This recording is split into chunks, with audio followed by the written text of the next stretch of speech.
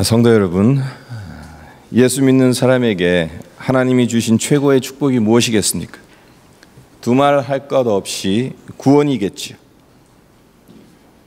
영원히 죽을 수밖에 없는 우리를 위해 하나밖에 없는 독생자 예수 그리스도를 보내셔서 우리 죄를 사해 주시고 하나님의 자녀로 삼아 주신 것보다 더 큰 축복은 없을 겁니다. 그렇다면 구원의 복 다음으로 큰 복은 무엇이겠는가?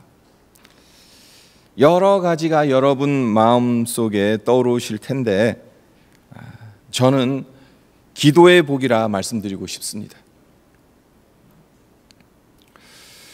늘 한계와 부족에 허덕이는 연약한 우리 인생이 크신 하나님 앞에 나아가서 나의 약함을 내려놓고 담대히 도움을 구할 수 있다는 것, 얼마나 엄청난 축복인지 모릅니다. 그래서 기독교는 기도교다라는 재밌는 표현이 있기까지 합니다. 특별히 우리 신앙에 있어서 기도가 얼마나 중요한지를 기도는 영혼의 호흡이라고 정의하지 않습니까? 데살로니가전서 5장 17절 쉬지 말고 기도하라. 기도는 영혼의 호흡이라는 대표적인 성경 구절인데요. 제자입니까? 라는 책으로 유명한 후안 카를로스 오르티스 목사님이 이런 말을 했습니다. 기도가 정말 영혼의 호흡이라면 특별 새벽 기도회 주간, 이건 말이 안 된다. 왜 그렇습니까? 기도가 영혼의 호흡이라면 특별 새벽 기도회 주간, 무슨 뜻이 되는 겁니까? 특별히 숨 쉬는 주간이 되는 거예요. 여러분들은 똑똑하시니까 이게 말이 안 된다는 것을 쉽게 아실 겁니다. 이 말은 이제까지는 우리가 숨을 쉬긴 쉬었어도 대충 쉬었다가 이 주간만큼은 모두 모여서 특별하게 크게 숨을 쉬어보자는 말이 되는 것입니다. 논리적으로 말이 안 되는 거죠. 기도가 영혼의 호흡이라는 이 정의 하나만으로도 우리의 삶에 기도가 끊어지게 되면 심각한 문제가 발생한다는 것을 깨달을 수 있는 겁니다. 살아있어도 살아있는 게 아니라는 겁니다. 제가 수영을 참 못해요. 그런데 수영을 못해도 물에 빠져 죽지 않는 비법이 있습니다. 수영을 못해도 물속에서 숨만 계속 쉴 수만 있다면 절대 빠져 죽지 않습니다. 문제는 숨을 쉬지 못하기 때문에 죽는 거예요. 저만 해도 스트로크는 할 수 있어요. 숨 쉬는 법을 몰라서 문제이지. 제가 왜 이런 말씀을 드리는 것이겠습니까? 우리가 어떤 절망, 어떤 고통에 둘러싸여 있다 하더라도 기도의 호흡이 중단되지 않는다면 살 수 있다는 겁니다. 길이 있고 소망이 있다라는 거예요. 그런데 이렇게 기도가 영혼의 호흡일 만큼 중요하다는 것을 알고는 있지만 숨 쉬는 것처럼 기도를 하지 않는다는 것이 우리의 문제는 아니겠습니까? 기도에 대해서 말하고 가르치고 토론하고 기도에 관한 책을 여러 권 읽기는 하지만 정작 날마다 기도의 무릎으로 살아가는 사람들이 많지 않다는 것이 이 시대 교회의 문제인 것은 아니겠습니까? 많은 분들이 이런 핑계를 댑니다. 너무 바빠서 기도할 시간이 없습니다. 하지만 이건 정말 핑계입니다. 루터가 한 유명한 말이 있지요.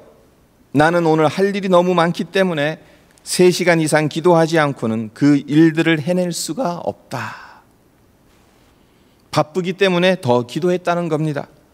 할 일이 많을수록 하나님의 도우심이 더 필요하다는 것을 루터는 알았다는 겁니다. 네, 바빠서 기도를 못하는 것이 아닙니다. 기도가 가져다 주는 축복을 모르니까 기도의 능력을 경험해 본 적이 없으니까 기도를 못하는 겁니다. 기도의 축복이 얼마나 엄청난지, 기도가 얼마나 큰 능력을 가져다 주는지를 제대로 안다면 기도하지 말래도 기도하게 되어 있습니다. 오늘 본문인 시편 116편을 다시 한번 보세요. 이 시편을 누가 썼는지 분명하지는 않지만 많은 학자들 다윗이 썼을 것으로 추측하고 있어요.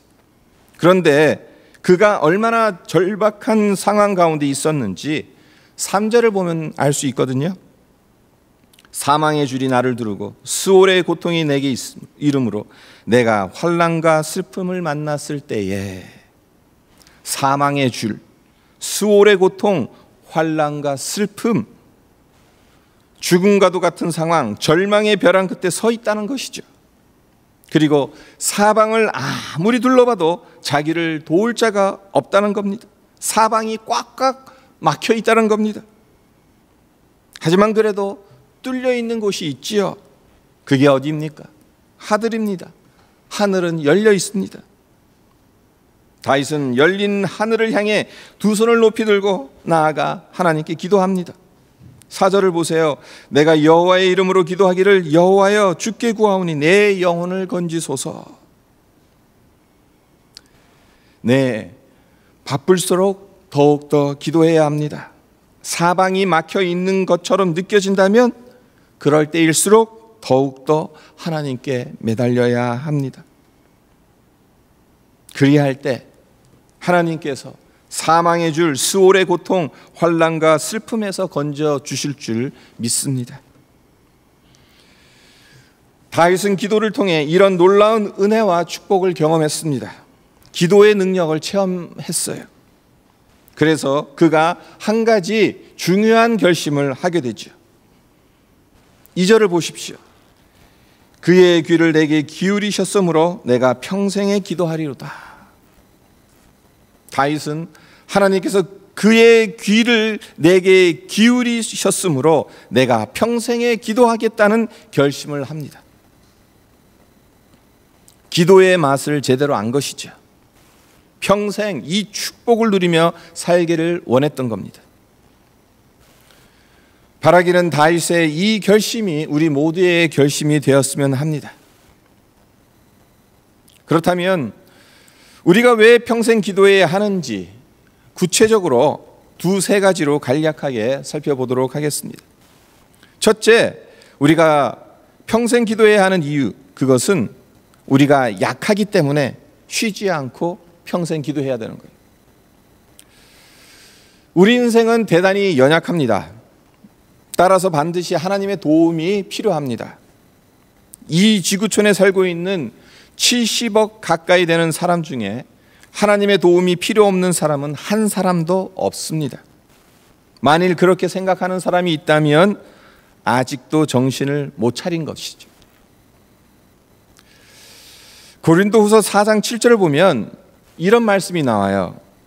우리가 이 보배를 질그릇에 가졌으니 이는 심히 큰 능력은 하나님께 있고 우리에게 있지 아니함을 알게 하려 함이라. 이 구절에서 중요한 단어가 안다라는 동사인데요. 진정한 신앙생활은 고린도후서 4장 7절 말씀에 따르면 두 가지를 아는 것으로부터 시작합니다.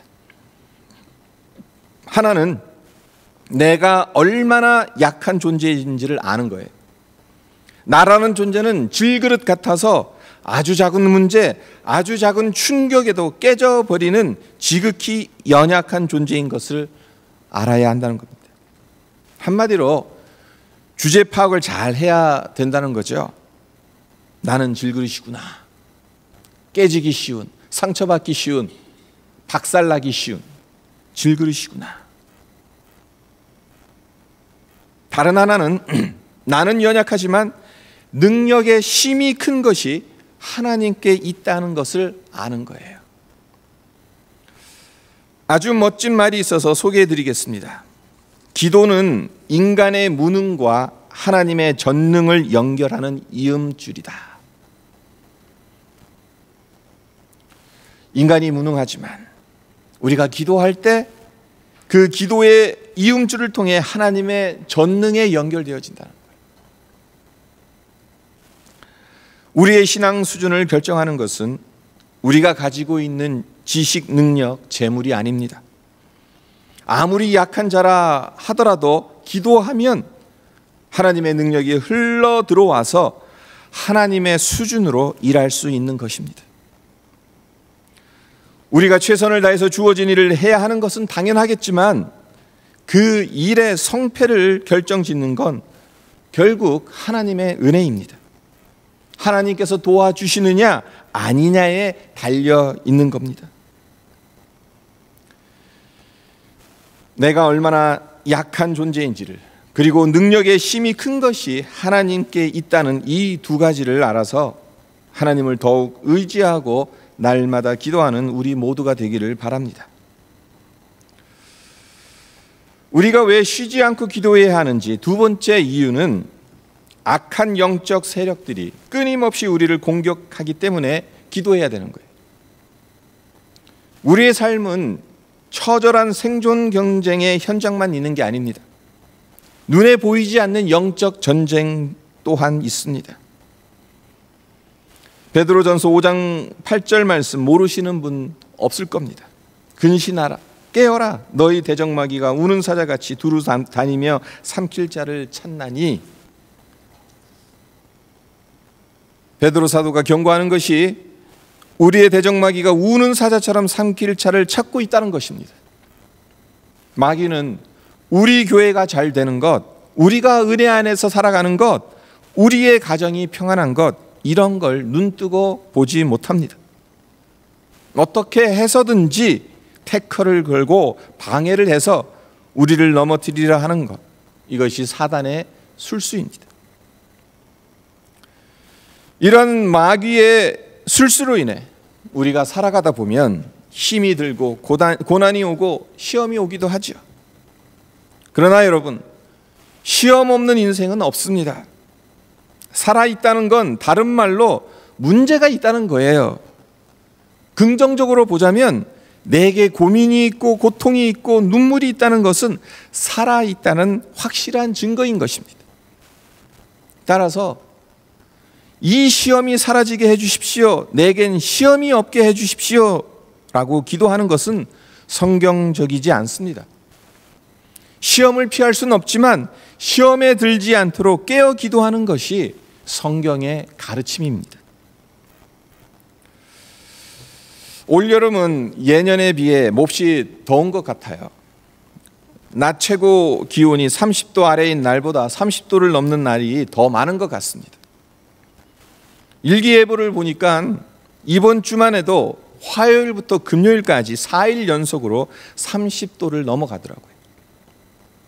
밤에도 열기가 식지 않는 열대야 현상이 기승을 부려서 잠을 설칠 때가 얼마나 많은지 모릅니다. 그 덕분에 개도 안 걸린다는 여름 감기를 얼마 전에 심하게 알아서 고생을 했는데요. 잠을 잘못 자면 면역력이 떨어지게 되고 그로 인해 감기 몸살에 걸리게 되어 있습니다. 그런데 이런 생각을 해보았습니다. 몇십 년 전에는 상상도 못할 양질의 삶을 우리가 지금 누리고 있잖아요. 그래서 이 시대 사람들의 평균 수명이 급속도로 늘어났지 않습니까? 하지만 아이러니컬하게도 인체의 면역력은 이전 세대에 살았던 사람들에 비해 약해진 것은 아닌가 하는 의구심이 듭니다. 예를 들어서 제가 어렸을 때만 해도 늘 흙을 만지고 놀아서 손톱 밑에 까만 때가 가실 날이 없었습니다. 그에 비해 이 시대의 어린이들은 더러운 흙을 만지지도 않고 위생 상태가 훨씬 좋은 환경에서 살아가고 있습니다. 그렇다면 오늘날의 어린이들이 면역력이 더 좋아야 하잖아요. 하지만 아토피 피부 질환을 이전 시대 아이들보다 더 많이 앓는다는 보고가 있어요. 그렇다면 이 사실이 의미하는 것이 무엇이겠습니까? 그리고 당뇨병이 전 세계적으로 전염병인 양 급속도로 확산되고 있는 것은 무슨 이유겠습니까? 또한 암 환자는 왜 이리도 많이 늘어가고 암에 걸리는 연령대는 점점 낮아지는 원인, 그것은 어디에 있겠습니까? 모두 면역력의 저하와 깊은 연관관계가 있고, 이것은 날이 갈수록 심해져가는 스트레스 때문이라는 것이 많은 의학자들의 공통적인 생각입니다. 그런데 이보다 더 심각한 문제가 있습니다. 우리의 영적 면역력이 저하되는 것은 아닌지, 그리고 그로 인해 많은 영적 질병에 노출되어 있는 것은 아니냐는 거예요. 하루가 멀다 하고 하나님에 관한 지식은 방대하게 쏟아져 나옵니다. 아프리카가 되었든 시베리아가 되었든 세계 어디에서 24시간 내내 인터넷망을 통해 좋은 설교, 좋은 말씀들을 접할 수 있습니다. 하지만 여기저기서 들려오는 소리는 아프다는 소리로 가득합니다. 삶은 편해졌는지 몰라도 영혼의 평화는 없습니다. 종교의 자유를 누리고 있는지는 몰라도 진리가 너희를 자유케 하리라는 신앙의 자유는 누리지 못합니다. 핍박과 환난 가운데서도 신앙을 지켰던 믿음의 선진들에 비해 오늘날 우리는 조그마한 역경, 작은 믿음의 스트레스 앞에서도 너무나도 쉽게 영적 감기에 걸리는 것은 아닌가? 왜 이렇게 된 것이겠습니까? 근신하여 깨어서 기도하지 않기 때문이지는 않을까요? 바라기는 악한 마귀가 끊임없이 우리를 공격하기 때문에 쉬지 않고 깨어 기도해야 한다는 것을 깨닫고 기도의 자리를 떠나지 않는, 그래서 영적 면역력이 강해져서 어떤 시험, 어떤 어려움도 이겨낼 수 있는 우리 모두가 되기를 기원합니다. 마지막으로 우리가 평생 기도해야 하는 세 번째 이유는 하나님의 뜻에 순종하기 위해서입니다. 생각해 보세요. 어떻게 되는 게 정말 잘 되는 것입니까? 내 뜻대로, 내가 원하는 대로 되는 것이 잘 되는 것입니까? 이것을 한번 생각해 보았으면 해요. 어제 좋다고 생각해서 선택한 것이 오늘 보니까 아니었다는 것을 발견한 적이 없습니까? 오늘 이건 별로라고 생각한 것이 내일 보니까 그게 정말 좋은 것이었다는 것을 경험한 적 없으신가요? 이런 일이 한두 번 일어나는 게 아니죠. 수도 없이 경험합니다. 그렇습니다. 우린 정말 좋은 게 뭔지를 모를 때가 많아요. 정말 좋은 것이 무엇인지를 구별하지 못할 때가 너무너무 많습니다. 그렇기 때문에 하나님의 뜻대로 되는 것이 우리에게 가장 잘 되는 거예요. 내가 원하는 것, 내가 바라는 것, 내 뜻대로 그것이 나를 망칠 때가 있어요. 우린 정말 좋은 게 뭔지를 잘 모르는 연약한 자들입니다. 그렇기 때문에 하나님의 뜻대로 되는 것이 우리에게 가장 잘 되는 거예요. 기도를 통해 묻고, 그래서 하나님의 뜻을 알게 되고 그 뜻대로 행하는 것이 가장 잘 되는 겁니다. 구원받은 성도에게 가장 큰 관심사는 내 뜻이 아니라 하나님의 뜻인 것입니다. 그렇다면 이런 질문이 생기죠. 언제까지 기도해야 되냐는 겁니다. 얼마나 기도를 해야 되냐는 겁니다. 대부분의 경우 우리의 기도가 내 것만 아뢰고 끝날 때가 많은데, 그렇게 기도해선 하나님의 뜻이 무엇인지 알기가 매우 힘듭니다. 하나님의 뜻이 무엇인지 내 마음에 들릴 때까지 충분히 기도하는 것이 필요합니다.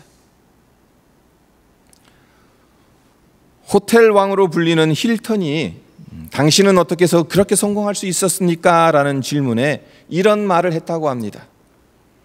저는 하나님 앞에 나와 충분히 기도했고 그 기도 시간에 주시는 아이디어를 사업에 적용했더니 오늘날 이런 축복된 자리에 앉게 되었습니다. 여러분들도 기도를 깊이 하다 보면 여러분의 생각이 바뀌는 걸 경험하지 않습니까?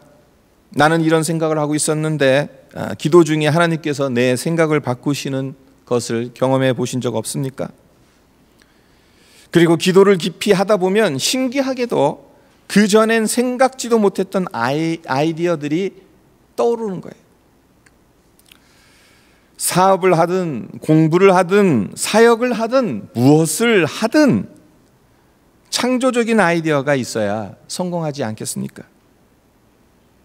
우리 청년들 공부가 안 될 때 머리 쥐고 있지 말고 기도해 보십시오.